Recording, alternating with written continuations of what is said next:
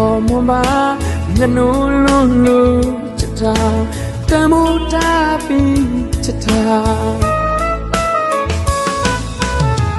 ရောက်ကြည့်ပါနောက်ဆုံးတနေ့တိလက်တွဲမဖြုံဘူးမင်းနာနေမှာပါအစိုးကောင်းနေတို့တဲ့သူခံစားရဝေးသွားမှာအရာရာပေးစခါအသေးကိုနေအပ်လို့ထားတာထာဝရခေါ်ဆိုတာဟာအချစ်စေရဲ့တမိုးတစ်ခုပါ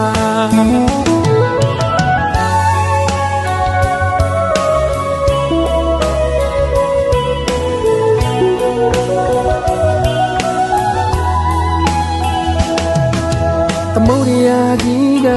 ပြောတယ်ရေဒီကျဟာသူရဲ့အဖော်ပဲတောင်တန်းကြီးကပြောတယ်